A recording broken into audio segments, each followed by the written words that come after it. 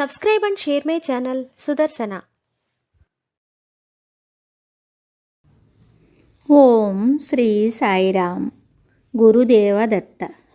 శ్రీ గురుభ్యో నమః. శ్రీ అక్కలకోట సమర్థ మంగళవేధ షోలాపూరులో స్వామి లీలలు. స్వామి పండరీపురం నుండి షోలాపూర్ జిల్లా పండరీపురం తాలూకాలో ఒక గ్రామమైన మంగళవేధ అనే గ్రామానికి 1838లో వచ్చి గ్రామ సమీపంలోని అరణ్యంలో ఉన్నారు. క్రమంగా భక్తులు రాసాగారు. బాలకృష్ణ బువ్వ అనే భక్తుడు స్వామిలో దత్తదర్శనం పొందాడు. బాలకృష్ణ బువ్వ అనే భక్తుడు శ్రీ స్వామి మంగళవేధలో ఉన్నంతకాలము సేవించాడు. స్వామీజీ ఈ గ్రామంలో 12 సంవత్సరాలున్నారు. ఎన్నో లీలలు చూపారు. స్వామి దిగంబరుడుగా తిరిగేవారు. పిచ్చివాని వలె కనిపించేవారు. మట్టిలోనే ఆడుకునేవారు. పట్టణం బయట అడవిలో ఎక్కువగా గడిపేవారు. ఒకసారి స్వామి నది ఒడ్డున ఉండగా నదికి 2 వైపుల నుండి 2 తేజోమూర్తులు స్వామి దగ్గరకు రాగా వారు ముగ్గురు విచిత్ర సంభాషణ చేసి ప్రక్కనే ఉన్న గుట్టపైకి వెళ్ళి కొంతసేపటికి స్వామివారే తిరిగొచ్చారు. ఆ వచ్చిన వారు శ్రీపాద శ్రీవల్లభులు శ్రీ నృసింహ సరస్వతులని వారన్నారని కొందరు భావిస్తూ ఉంటారు. అట్లే ఒకసారి స్వామిని కృష్ణపంతు తన ఇంటికి ఆహ్వానించాడు. అతడు బీదవాడగుటచే స్వామికి సమర్పించడానికి అతని ఇంటి యందు ఏమీ లేవు. స్వామి గ్రహించి ఇంటి ముందున్న ఆవును పితకరాదా అనగా ఆ ఇల్లాలు అది ఒట్టిపోయిన ఆవు అని చెప్పింది. స్వామి ఆవును సమీపించి దాని వెన్ను చరిచారు. ఆ దంపతులు ఆవు పాలను పితికారు. ఎన్నో కడవల పాలు వచ్చాయి. స్వామి ఆ రాత్రి వారి ఇంట పాలు రొట్టె స్వీకరించి వారిని అనుగ్రహించారు. స్వామి మురికివాడలలోనూ ముళ్ళ పొదలలోనూ పడుకుని ఉండేవారు. అలా ఉన్నా ఆనందంగా కనిపించేవారు. బసప్ప అనే నూనె వ్యాపారి స్వామిని దర్శించి ఈయన సిద్ధపురుషుడా లేక పిచ్చివాడా అని మనస్సులో అనుకుంటూ స్వామికి నమస్కరించాడు. స్వామి, నేను ఎవరైతే నీకెందుకు అని అరిచారు. స్వామి మహానుభావుడని బసప్ప తన తప్పును తెలుసుకుని తనను మన్నించమని స్వామిని వేడుకున్నాడు. ఒకసారి సమర్థతో బసప్ప అడవిలో వెళుతూ ఉండగా అన్ని వైపుల నుండి పాములు వచ్చాయి. బసప్ప భయపడుచుండగా స్వామి ఆ పాములను తన పంచిలో మూటగట్టుకోమని చెప్పారు. అతను భయపడుతూ ఒక పామును మూటగట్టుకొని ఇంటికి వచ్చి ఆ మూటను విప్పగా అందు పాముకు బదులు బంగారు కడ్డీ ఉన్నది. ఈ విధంగా తమ బీదతనమును స్వామి పోగొట్టారని వారు సంతోషించారు. ఈ లీలల వలన చుట్టుపక్కల గ్రామాలకు కూడా స్వామి లీలలు ప్రాకి స్వామిని దర్శించటానికి భక్తులు రాసాగారు. స్వామి సమర్థ వేసవిలో ఒకరోజు బాబాజీ భట్టు అనేవాని ఇంట చల్లని మంచినీళ్లు అడిగారు.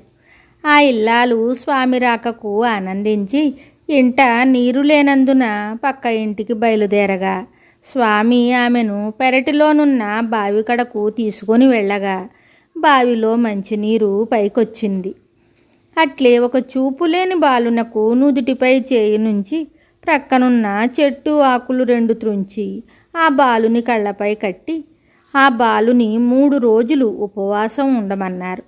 3 రోజుల తరువాత కట్టు విప్పమని చెప్పగా కట్టు విప్పిన తరువాత బాలునికి చూపు వచ్చింది.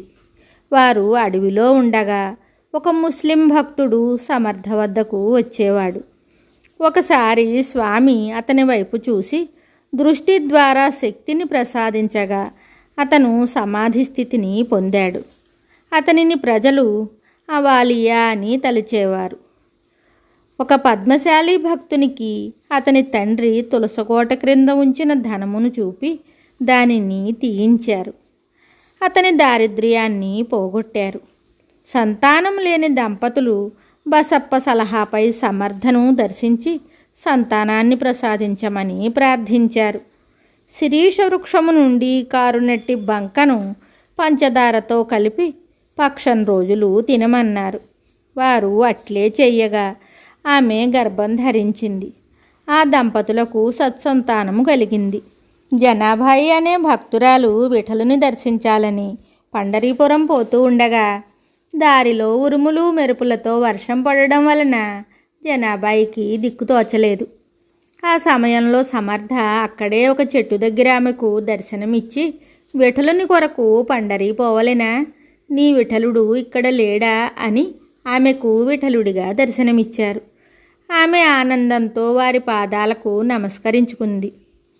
మంగళవేధలోనే ఉన్న చోళంబి మఠమును సమర్థ చూడ్డానికి వచ్చారు. మఠములో ఒక చోట స్వామి పడుకుని నిద్రపోయారు. మఠం సంరక్షకుడు రామదాసి బువ్వ ఎంతసేపటికి స్వామి నిద్ర లేవనందున బయట తాళం వేసి బయటకు వెళ్ళి పనులు ముగించుకొని వస్తూ ఉండగా స్వామి ఎదురుపడ్డారు. వేసిన తాళం వేసినట్లుండగా స్వామి బయటకు వచ్చుటతో ఆశ్చర్యపోయి స్వామిని మహానుభావుడని అనుకుని నదీ తీరమున పిల్లవాని వలె ఆడుకొనుచున్న స్వామిని రామదాసి బువ్వ దర్శించి వారి పాదములనంటి క్షమించమని ప్రార్థించాడు. స్వామి యశ్వంత్ మహాదేవ్ అనే రెవెన్యూ ఉద్యోగికి పూజలో ఉంచుకోవటానికి ఒక శాలిగ్రామాన్ని ఇచ్చారు. అతను దానికి పూజ చేస్తుండగా కొద్ది రోజులలోనే మామలతదారుగా ప్రమోషన్ వచ్చింది. ఒకసారి ఆ ప్రాంతమునకు కరువు సంభవించింది. యశ్వంత్ మహాదేవ్ కరువు పీడితులకు సర్కారు వారి గోదాములో ఉన్న ధాన్యాన్ని పంచి వారిని ఆదుకున్నాడు. దాని విలువ 10,000 రూపాయలు. అది ప్రభుత్వానికి చెందింది. దానిని ప్రభుత్వ ఖజానాకు చెల్లించలేదని కలెక్టరు, పోలీసు అధికారులు తనిఖీకి వచ్చి లెక్కలను తనిఖీ చేయగా దాని విలువ 10,000 అయింది. అది జమకట్టి ఉండుటాన్ని చూసి మామలతదారును అభినందించి వెళ్ళారు. ఇదంతయు సమర్థుల వారి అనుగ్రహమని యశ్వంత్ మహాదేవ్ గ్రహించారు. మరిన్ని విషయాలతో మళ్ళీ కలుద్దాం. శుభం. Subscribe and share my channel Sudarsana.